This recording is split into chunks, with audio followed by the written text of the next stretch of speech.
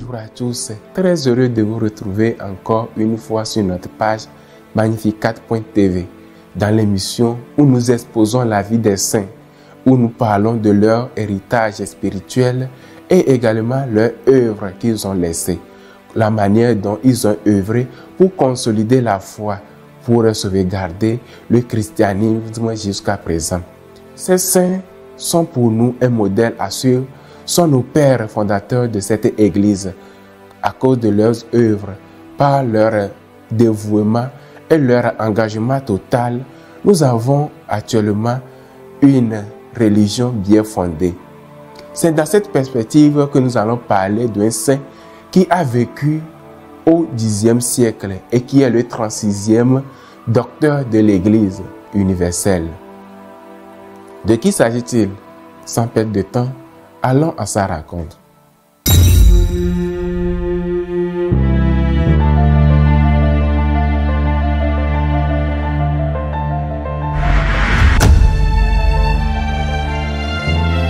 Le saint du jour. Né vers les années 950 au royaume Arménie, près du lac Van, actuelle Turquie, il vient d'une famille modeste et lettrée où il a reçu une éducation auprès de son oncle évêque Anania de Nark. Il s'appelle Saint Grégoire. Saint Grégoire, depuis son enfant, il s'est consacré totalement à Dieu car il a vécu auprès de son oncle dans son monastère renommé. Il s'est donné totalement à l'étude et également ses écrits, ses livres, ses exhortations sont pour nous aujourd'hui des prières et également de manière à tourner vers Dieu. Son œuvre le plus connue est le livre de Lamentation. Ce livre, qui est composé de 95 prières poétiques, est un livre qui nous exhorte à tourner vers Dieu, à s'abandonner à lui, à faire confiance à lui. Quelques extraits de ces livres nous disent: il exprime la souffrance comme un moyen de purification spirituelle et d'élévation de l'âme vers Dieu. Il dit: même dans mes douleurs les plus profondes, je sais que tu es là, ô Seigneur, lumière des ténèbres.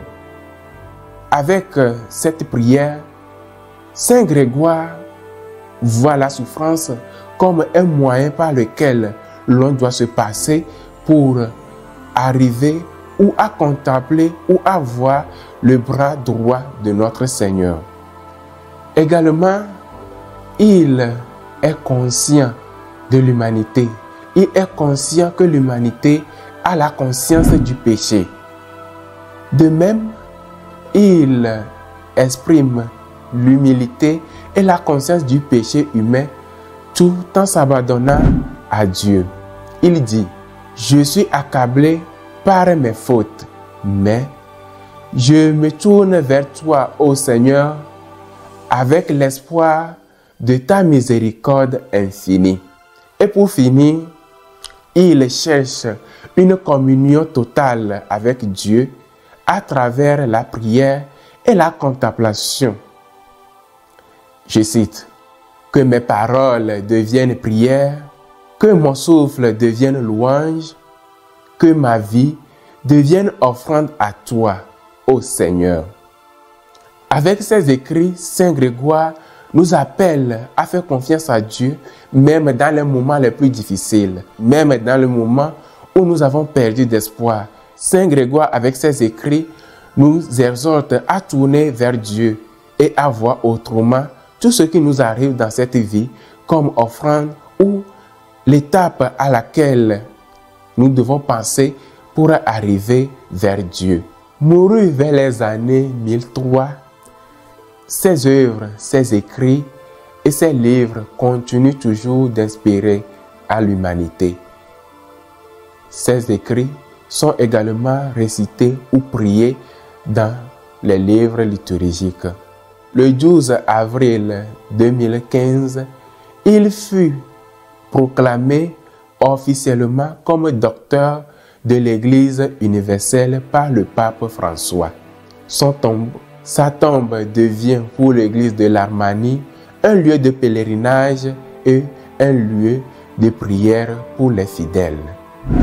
Aujourd'hui, le 27 février, est le jour dédié spécialement pour implorer son intercession, ses écrits et également sa vie de prière dans notre vie.